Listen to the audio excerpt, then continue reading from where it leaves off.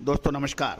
Colonel Ajay, CEO Ajay astro money group first global astro finance digital channel से आपसे मुखातिब होता हूं। आज 1 अगस्त सन 2025।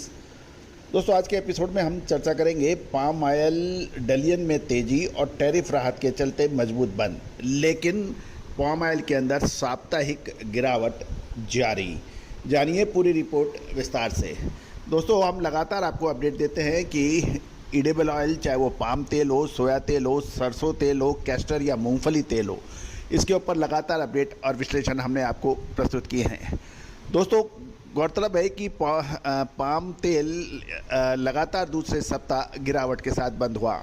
यदि आप हमारे 15 दिन पहले के आप एपिसोड देखें और उसके बाद लगातार हमने आपको कुछ अपडेट दिए थे कि समय पे माल लेना और समय पे माल बेचना अत्यंत आवश्यक है, और इसका अग्रिम विश्लेषण, अग्रिम अनुमान भारतीय अनुसंधान पद्धति और फंडामेंटल एनालिसिस के आधार पर अक्सर सही साबित होते हैं, जिसकी एक्यूरेसी सबसे ज़्यादा विश्व में मानी जाती है। जानिए रिपोर्ट विस्तार से। दोस्तों खबर निकल के आ रही है कि कमज़ोर रिंगिट, क्रूड ऑयल में कमजोरी और डलियन माफ़ कीजिएगा, डलियन एक्सचेंज में कुछ सपोर्ट, ये साथ साथ बुर्सा मलेशिया डेरिवेटिव एक्सचेंज पर भी हम आपसे चर्चा करेंगे। मलेशिया पाम ऑयल के ऊपर भी आपसे चर्चा करेंगे। दोस्तों खबर निकल के आ रही है कि Malaysia crude palm oil CPO वायदा शुक्रवार को मजबूती के साथ बंद होने के समाचार हैं, लेकिन चीन के डलियन मार्केट में सोया ऑयल में तेजी और कमजोर रिंगिट और अमेरिका द्वारा मलेशियाई कमोडिटीज़ पर आयात शुल्क 25% से घटाकर 19% करने से के फैसले से बाजार को सहारा मिल गया। गौरतलब है कि भारत पर 25% और कुछ पेनल्टी लगाने का ऐलान अमेरिका ने हाल में ही किया है। हालांकि कच्चा तेल और सीबॉट सोया ऑयल में कमजोरी ने तेजी को सीमित रखा और अक्टूबर कॉन्ट्रैक्ट लगातार दूसरे सप्ताह कमजोरी के साथ बंद होने के समाचार हैं। Bursa Malaysia derivative exchange BMD पर अक्टूबर वायदा कॉन्ट्रैक्ट 15 रिंगिट की बढ़त के साथ 4,245 रिंगिट पर प्रति टन पर बंद होने के समाचार हैं, और व्यापार का वायदा 4,193 से 4,251 रिंगिट के बीच में यह उसके दरमियान रहा। सितंबर और नवंबर कॉन्ट्रैक्ट में सितंबर में 20 और नवंबर कॉन्ट्रैक्ट में 18 रिंगिट की मामूली तेजी भी दर्ज की गई। डलियन एक्सचेंज की बात करें तो वहाँ से बाजार को सपोर्ट मिला। सितंबर सोया ऑयल 68 युआन चढ़कर 8,274 युआन प्रति टन पर बंद हुआ, जबकि पाम ऑयल 2 युआन की मामूली गिरावट के साथ 8,910 युआन प्रति टन पर रहा। सीबॉट की बात करें तो दिसंबर सोया ऑयल 0.27 सेंट गिरकर 54.47 सेंट प्रति पाउंड पर बंद हुआ, जिससे ग्लोबल मार्केट पर सपोर्ट सीमित रहा। क्रूड, जो कि बहुत अहम खाद्य तेलों के लिए माना जाता है, मलेशिया क्रूड ऑयल भी मार्केट कमजोरी में देखी गई। WTI सितंबर फ्यूचर 29 सेंट गिरकर 68.97 सेंट डॉलर प्रति बैरल और ब्रेंट क्रूड 72.53 डॉलर प्रति बैरल पर स्थिर रहा, जिससे बायोडीजल से जुड़ी मांग पर दबाव देखा गया।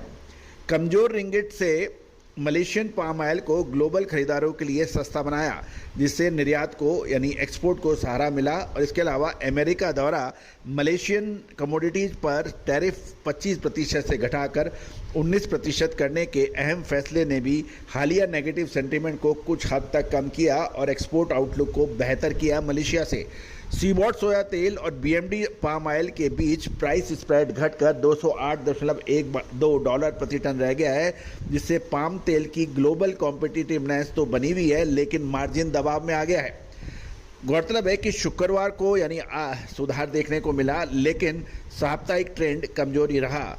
अक्टूबर कॉन्ट्रैक्ट लगातार दूसरे सप्ताह नुकसान में बंद हुए, क्योंकि मलेशिया और इंडोनेशिया में उत्पादन बढ़ने की संभावना, सुस्त निर्यात, चीन से सस्ते सोया ऑयल की और बढ़ती हुई सनफ्लावर ऑयल की सप्लाई के चलते बाजार में दबाव बना।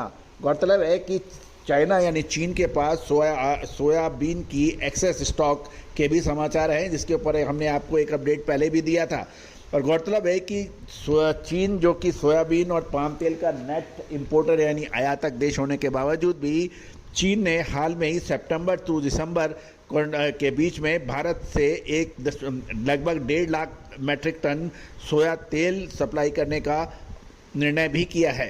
तो दोस्तों इससे खबर निकल के आती है कि चाइना के पास सोयाबीन का एक्सेस स्टॉक है।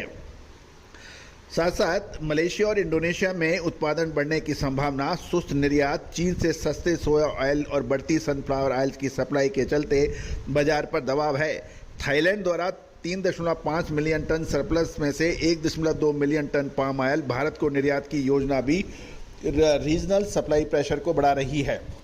अब ट्रेडर्स की नज़र मलेशिया के शुरुआती अगस्त एक्सपोर्ट डेटा और भारत में त्योहारी मांग पर रहेगी, जो आने वाले ट्रेडिंग सेशन में खाद्य तेलों की दिशा निर्धारित करेगी।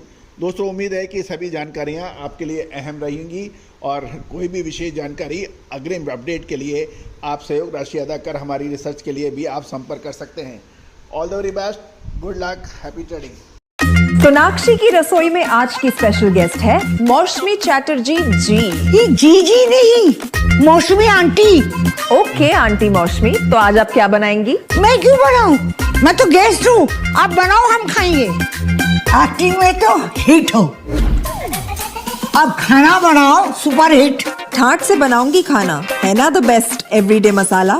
आओ बनाते हैं मसालेदार छोले। छोले हर रोज के करी में एवरीडे मसाले, शाही बिरयानी में स्वाद का जायका।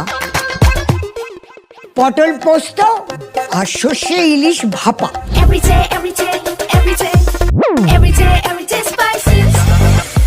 साफ मसाले, खुशबू और प्योर झांझ, टेस्ट से भर दे हर जुबान पे स्वाद। एवरीडे मसाले, देश का स्वाद।